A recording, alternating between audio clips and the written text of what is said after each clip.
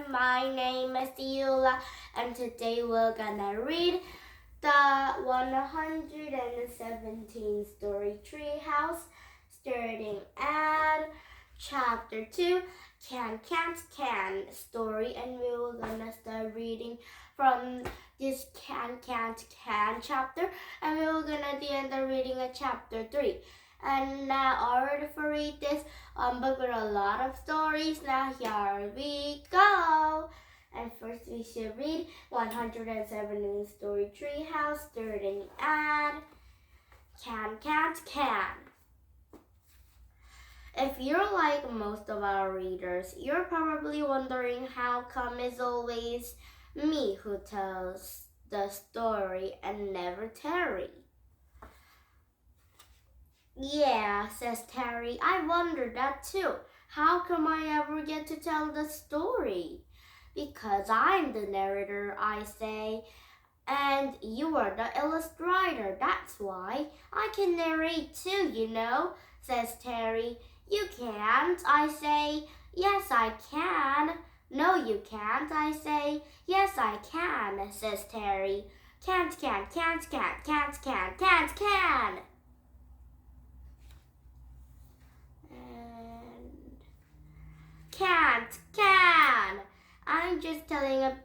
I am just about to yell can't even better when Jill comes along. What are you two arguing about? She says. Terry says he can narrate, and I said he can't. Okay. There's a better way to settle this than by shouting at each other, says Jill. Really? How? Really? I say. How? Let Terry do some narrating and see how it goes, says Jill. But he's an illustrator. Illustrators can narrate. Everybody knows that. That's not true, says Jill. What about Dr. Moose? He wrote and illustrated the splat in the hat. And who could forget a wonderful Britrix party? Said Jill. I love her animal stories, and she does the story and illustrations as well. Okay. Ring, ring, ring, ring, ring, ring. Oh, that's our video phone. I better answer it. I hope it's not Mr. Big Nose, says Terry. Me too, I say. I answer the phone. It is Mr. Big Nose. Why hasn't the story started yet, he says. Because, I say, Terry wants to tell the story, and Terry wants to tell the story, and I was just explaining that illustrators can't tell the stories because that's the author's job. That's nonsense, says Mr. Big Nose. What about Boris Binbach? He's where he filled things, the most famous and his best-loved children's book about office magnet all the time, and he's author and illustrator. Well, yeah, I say, that's good, but no buts about it, says Mr. Big Nose. If Terry wants to tell the story, then let him. Maybe he will treat the classic just like Boris Binbach, but make sure it's on my desk by 5 o'clock in this afternoon, or I'll file you both under F or for fired. Don't worry about a thing, I say. We'll get it done. You'd better, says Mr. Big Nose. The screen goes blank. Yay, says Terry. Mr. Big Nose said I can't tell the story. I shake my head. Are you sure you want to do this, Terry? Storytelling is not simple as it looks, you know.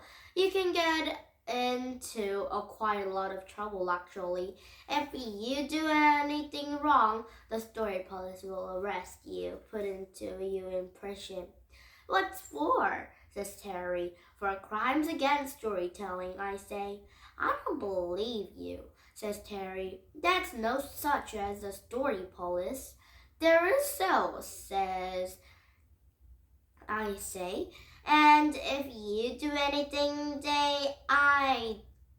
they don't like, they'll come after you, then you'll be sorry. You're just telling that because you don't want to make me tell the story, says Terry. No, I'm not, says Terry. Oh, no, I'm not, I say. They really do exist. You don't believe me, Jill? No, really, says Jill. Fine, I say. Tell the story, Terry, but don't say I didn't warn you. Okay, here goes, says Terry. At the beginning, there was,